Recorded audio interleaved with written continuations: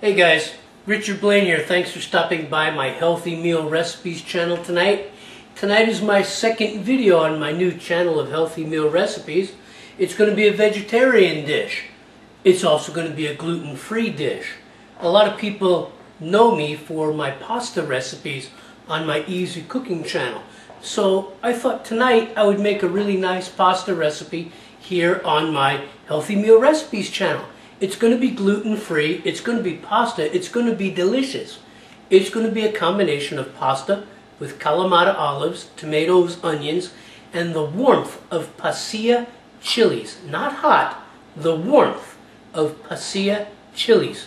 And it's going to be topped with gorgonzola cheese. So it's not going to be a strict vegan meal, it's going to be vegetarian because many vegetarians still eat certain forms of dairy, like cottage cheese, gorgonzola cheese, sour cream. But if you want to make this a vegan dish, you could use soy shreds in place of the gorgonzola. But this is going to be a very delicious pasta recipe, and as usual with YouTube, 15 minutes. So let's get going. I'll see you on the other side. Okay guys, first thing is first. I'm bringing the water to a boil. This is 6 quarts of water with 2 tablespoons of salt. You want your water well salted, and in goes the corn pasta. Okay? In goes the corn pasta. It doesn't really matter what kind of gluten-free pasta you use for this dish. Make sure your water is well salted and follow the cooking directions on the package of pasta. Okay? So whether you're using soy-based gluten-free, or whether you're using corn gluten-free like this, or vegetable-based, whatever it is, follow the directions. Just make sure your water is well salted. Okay guys, while the pasta is cooking, the first vegetable is going into the oil. Okay.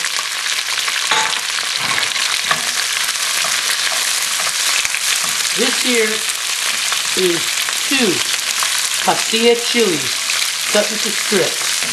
I haven't roasted them, I haven't smoked them, I haven't barbecued them. They're going into the oil raw. Okay? I'm going to cook these up for a minute or so and get them to soften up. Okay? And they will soften up. Okay? Alright. There we go. You just want to toss them around. I'm using between 2 and 3 tablespoons of extra virgin olive oil. Okay, and these chilies will soften up. Now these pasilla chilies, they're not hot, they're warm. So when you eat them in this dish or any other dish, they're very warming, but they're not hot. Okay. Now to that, I'm going to add some onion. Okay. Regular brown onion.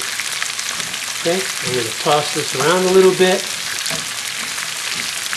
and get the onions to soften up with the pepper as well. You want to be on a medium-high heat.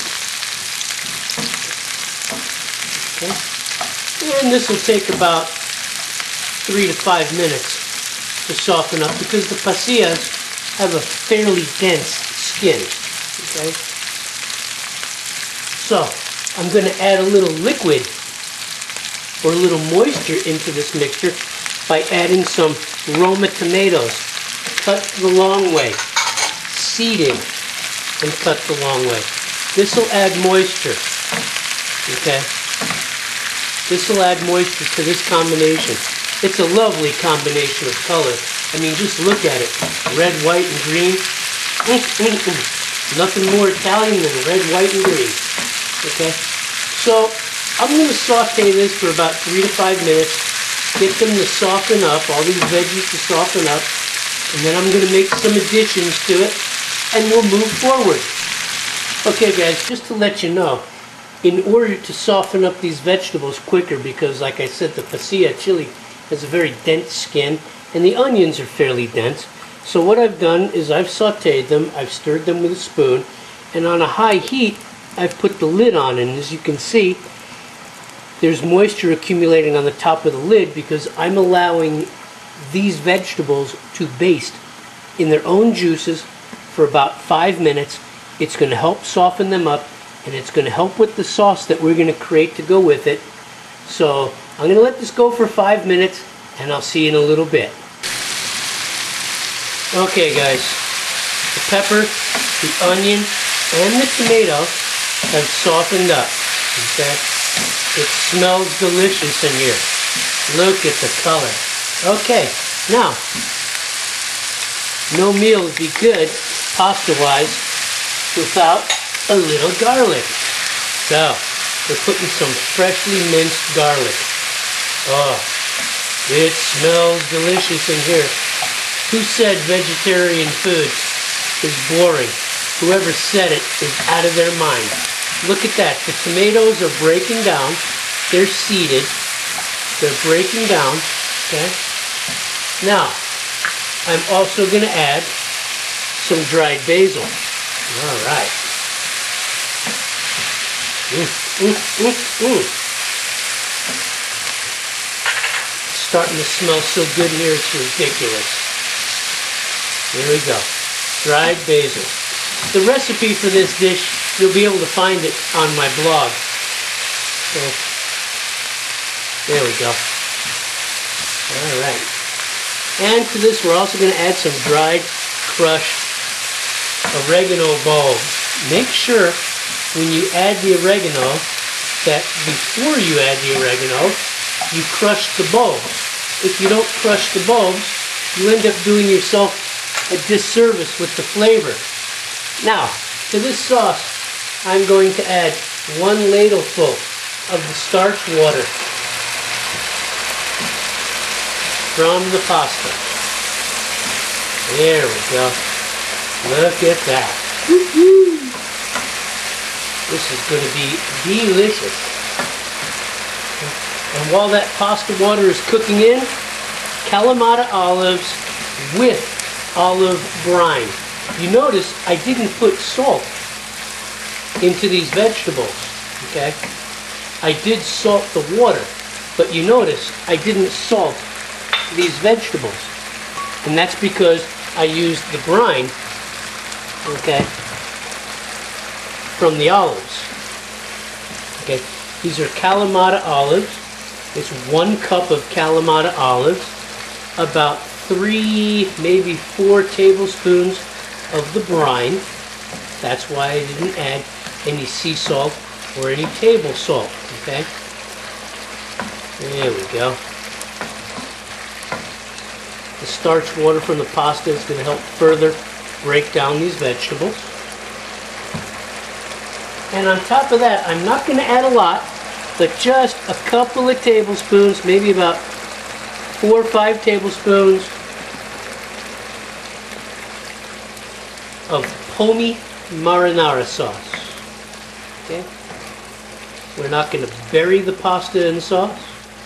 We just want to give it a nice coat. Okay? There we go. Looks delicious. Looks delicious.